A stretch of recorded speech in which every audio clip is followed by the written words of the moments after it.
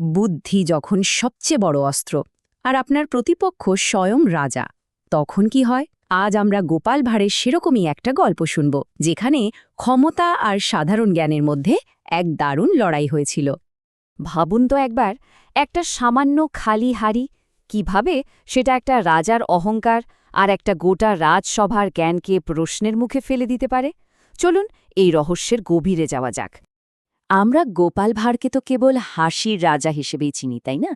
কিন্তু তার আসল পরিচয়টা ছিল আরও অনেক বড়।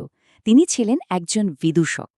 এখন প্রশ্ন হলো, এই বিদূষক জিনিসটা আসলে কি?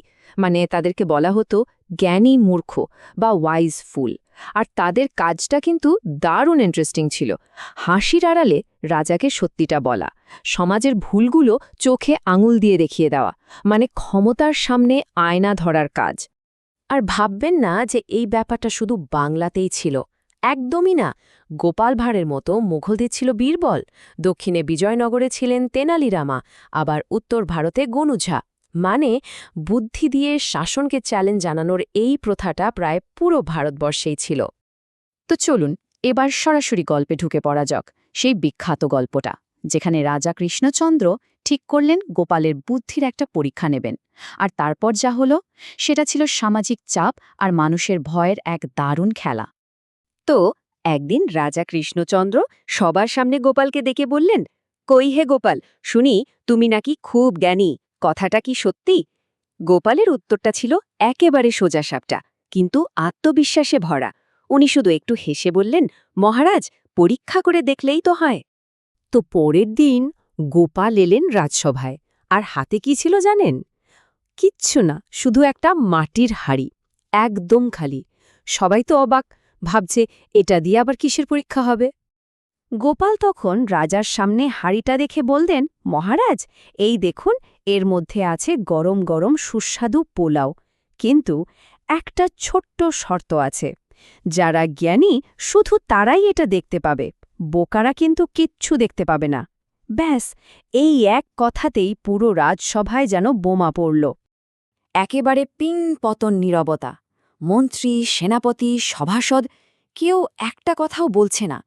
কেউ সাহস করে বলতে পারছে না যে আরে, হাঁড়িটা তো খালি। কারণটা কি বলুন তো?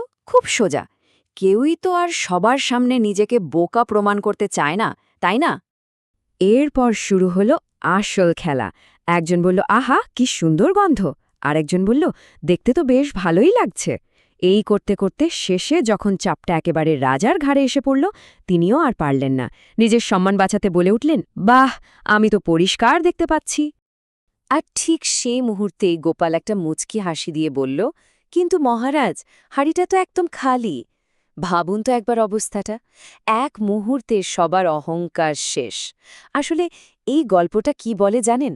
বলে যে আমরা অনেক সময় সত্যিটা জেনেও সমাজের চাপে বা বোকা সাজার ভয়ে মিথ্যার সাথে তাল মেলাই।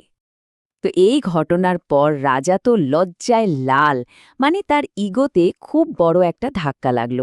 তিনি মনে মনে ঠিক করলেন, আচ্ছা দাঁড়াও, এবার গোপালকে এমন একটা প্যাচে ফেলব যেখান থেকে বেরোনো অসম্ভব। নিজের সম্মানটা তো ফেরাতে হবে, তাই না? তাই রাজা ঠিক করলেন গোপালকে এমন একটা কাজ দেবেন যা পৃথিবীতে পাওয়াটাই সম্ভব না। তিনি গোপালকে ডেকে বললেন, শোনো গোপাল, তুমি আমাকে এমন একটা জিনিস এনে দাও যেটা খেলে আমি কোনোদিনও বুড়ো হব না, চিরকাল যুবক থাকব। পুরো সভা তো শুনেই এ তো একটু অসম্ভব আবদার। কিন্তু গোপাল, সে কিন্তু একটুও ঘাবড়ালো না, বরং সে রাজার এই অসম্ভব চ্যালেঞ্জটা মোকাবিলা করার জন্য নিজের সেরা অস্ত্রটাকেই কাজে লাগালো। আর সেটা হলো লজিক, বা সোজা বাংলায় বললে যুক্তি।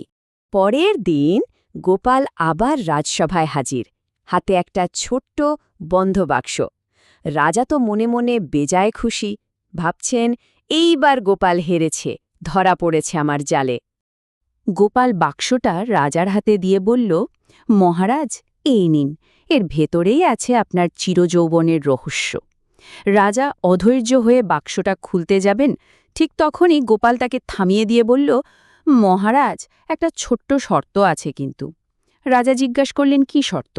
গোপাল খুব শান্তভাবে উত্তর দিল, এটা খাওয়ার আগে আপনাকে কথা দিতে হবে যে আপনি কোনো দিন মরবেন না। ব্যাস, রাজা একেবারে চুপ, মুখ দিয়ে আর কথা বেরোচ্ছে না। কারণটা তো জলের মতো সোজা, তাই না? যে মানুষটা একদিন মরবেই, সে কি করে অমর হওয়ার প্রতিশ্রুতি দেয়? গোপাল তার যুক্তি দিয়ে রাজাকে একেবারে চেকমেট করে দিল। তখন গোপাল খুব বিনয়ের সাথে বলল, মহারাজ, আসলে কিছু জিনিস চেয়ে নেওয়া খুব সোজা, কিন্তু তার শর্তগুলো পূরণ করাটাই অসম্ভব। এই গল্পটা আমাদের একটা দারুণ জিনিস শেখায় যে অহংকার মানুষকে মাঝে মাঝে এমন সব অবাস্তব জিনিসের পেছনে ছোটায় যার কোনো মানেই হয় না। তো এই যে দুটো গল্প আমরা শুনলাম, এখান থেকে আসলে আমরা কি বুঝলাম? একজন সাধারণ ভাঁড় বা বিদূষকের ভূমিকাটা ঠিক কতটা গুরুত্বপূর্ণ ছিল? দেখুন, লড়াইটা কিন্তু খুব পরিষ্কার। একদিকে আছে রাজার ক্ষমতা, যা চলে আদেশ, ইগো আর জোরের উপর, আর ঠিক তার উল্টো দিকে আছে গোপালের বুদ্ধি, যা দাঁড়িয়ে আছে পর্যবেক্ষণ, যুক্তি আর সত্যি কথাটা বলার সাহসের ওপর। আর এই যে জ্ঞানী মূর্খ বা ওয়াইজ ফুল এর কনসেপ্ট, এটা কিন্তু শুধু আমাদের দেশে নয়, সারা বিশ্বেই ছিল। ধরুন শেক্সপিয়ারের নাটকগুলোর কথা, সেখানেও এমন অনেক চরিত্র আছে যারা হাসির মুখোশ পরে খুব কঠিন সত্যি কথাগুলো বলে দিত। গোপাল ভাঁড়ও ছিলেন ঠিক তেমনই একজন। তাহলে বুঝতেই পারছেন বিদূষকের আসল কাজটা কি ছিল। তাদের কাজটা ছিল ক্ষমতার সামনে একটা আয়নার মতো দাঁড়ানো, রাজাকে বারবার মনে করিয়ে দেওয়া যে আপনি যতই শক্তিশালী হন না কেন, আপনিও একজন মানুষ, আপনারও ভুল হতে পারে, আর আপনাকেও যুক্তি আর সত্যের পথেই চলতে হবে। গোপালের এই গল্পগুলো শেষ পর্যন্ত আমাদের একটা খুব জরুরি প্রশ্নের সামনে এনে দাঁড়ায়, যা আজকের দিনেও সত্যি। আচ্ছা, ক্ষমতার সামনে সত্যি কথাটা কি সবসময় সরাসরি বলে দেওয়া উচিত, নাকি মাঝে মাঝে গোপালের মতো বুদ্ধি খাটিয়ে সেই খালি হাড়িটা সবার সামনে তুলে ধরাটাই বেশি কাজের? কি মনে হয়? এটা কিন্তু ভাবার মতো একটা বিষয়।